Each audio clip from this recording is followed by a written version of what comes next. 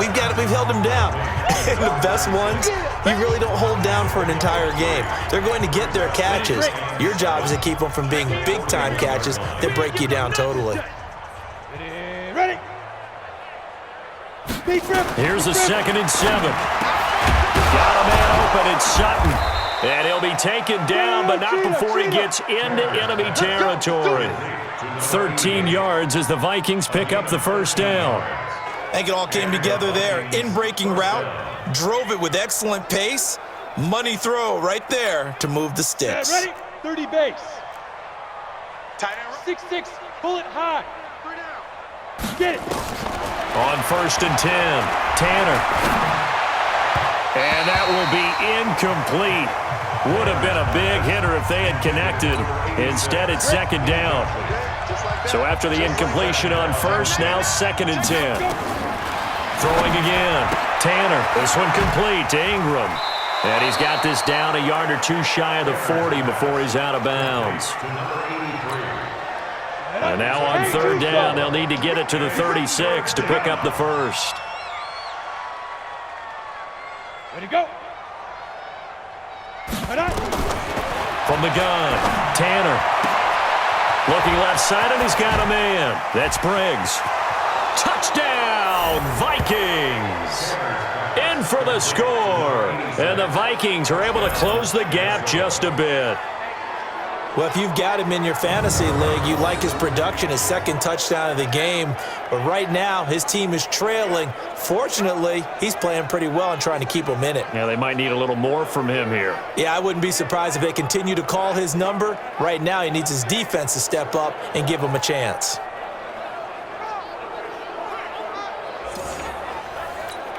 Extra point attempt to follow here.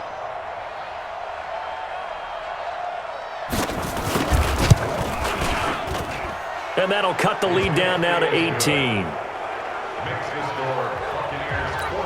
So still lots of work left to do, but here comes the onside kick. And the Buccaneers able to recover. Their hands team does its job. Well, 4th quarter, they felt like they needed the football back. Unfortunately, they couldn't get it.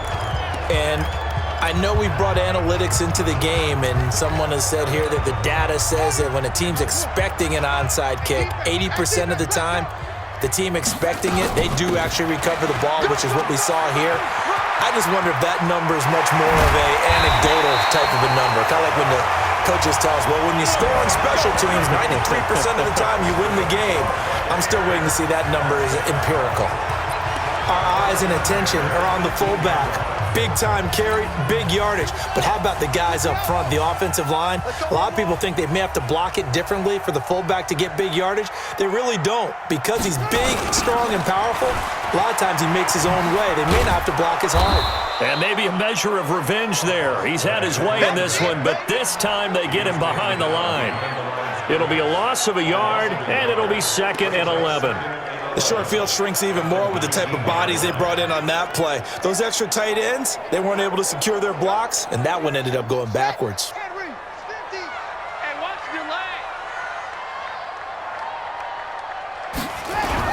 On 2nd down now, it's Owens. And now they're inside the 10 as he's brought down at the 9. They'll wind up getting 10 back as that sets them up for 3rd down. So from 2nd and long, now we go to 3rd and very manageable. Yeah, they love that phrase, don't they? Because as an offensive coordinator, you can keep people a little bit off balance and guessing because you don't have to throw it. You can come back with a strong run game if you want to. And if you're in 4-down territory, that really opens things up for you.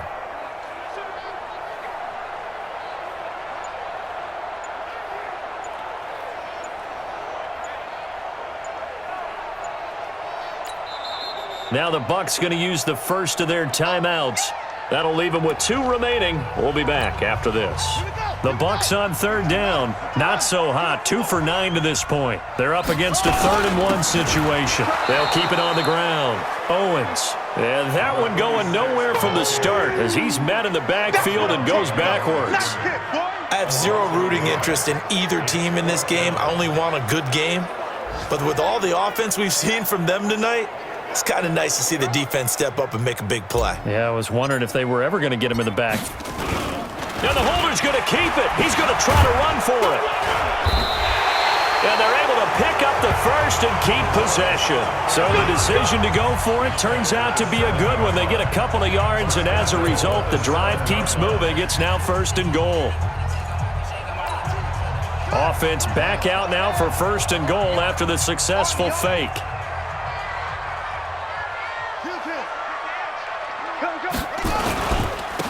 And to give this time to the tailback. And he'll be stopped just outside the 5 at the 6. Only a yard that time, 2nd and goal. Be interesting to see now what they do offensively down near the goal line after not much there that time. As the offensive play caller, that may change your sequence now. Instead of coming right back with a running play, you may have to go to the air.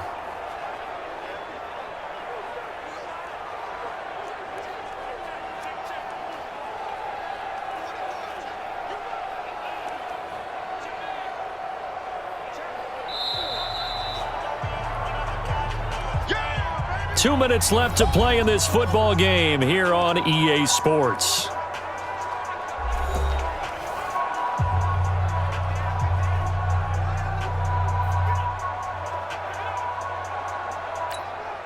So it's Buccaneer football as we welcome you back. They've got a 2nd and goal now as they look to add a few more points here onto their total. And the hole closes quickly here. He can fight only to about the 4. A gain of 2 there on the heels of a 1-yard pickup on 1st. 2 straight shots on the ground. Now on 3rd, do you go to the air? I think the possibility exists, and if you're doing it, you're probably going play action since you ran it twice. But I often think that 2nd down is the time you go play action and throw the ball. I say commit to the run and think about it being 4-down territory.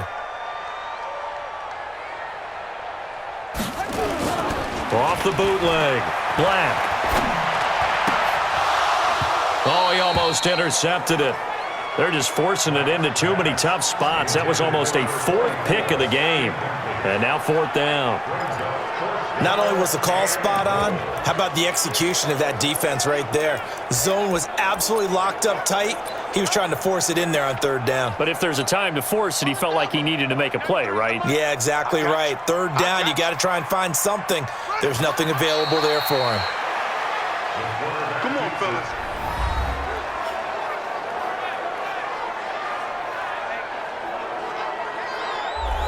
So we were looking at each other up here in the booth when they went for that saying, oh, wow, talk about trying to add insult to injury. Some teams are just like that. You know, some philosophies, some coaches are like, look, when I got a chance to put some more points on the board, I don't care what the situation, I'm going to do it. And they're also the same coaches as a general rule that if someone does it to them, you won't hear people protest out of them. That's just who they are. Throwing again on 2nd and 10. Tanner. Looking for his running back, and he's got him. That'll be a loss of a yard, and it leads to a 3rd down. Really good defensive effort. They were all over that little swing pass out to the right side before lost yardage. Terrific read, better execution, and done with a lot of enthusiasm, wasn't it? Absolutely. They saw it all the way, ran to the football, and caused a nice play. Now that'll be tipped and intercepted. Picked off around the 27. Well, it wasn't always pretty, but the interception there, that means that they should get out of here with a victory. Yeah, this is not a game that they're going to preserve for posterity on defense, but they did finish it off, didn't they? They did make the winning play to close things out. They'll take that one and head to the locker room. And Tampa Bay trots out there now. And a few kneel downs should just about do it. Now, defensively, they do have all 3 timeouts, but very little reason to use them at this point.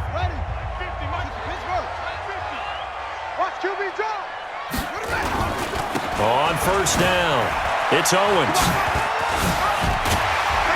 And they've got it in the red zone now, down at about the 19. 7 yards on the pickup there, and it'll leave them with a 2nd and 3.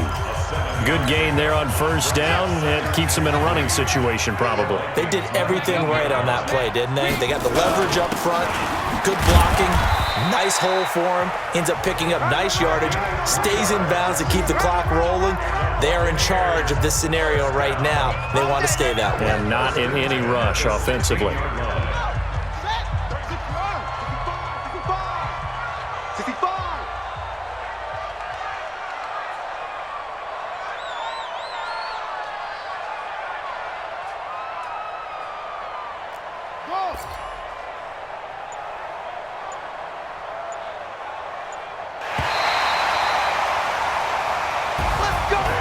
Charles, it's one thing to win. It's another thing to win and put up the amount of points that they did. Boy, were they clicking on offense. They can't help but feel great about themselves, can they? I mean, what a game to put up that number of points, continually feeling like they're moving the ball and things are working and clicking. They think that they can bottle this and carry it with them. And as an offensive coordinator, you just don't think you can do anything wrong. Whatever you call, run, pass, it's all going to work. That's called being in the zone. So for the Buccaneers, they improved to 5-0 now on the young season. And they'll get to stay home again next week. Meanwhile, for Minnesota, the loss will move them back to 3-2.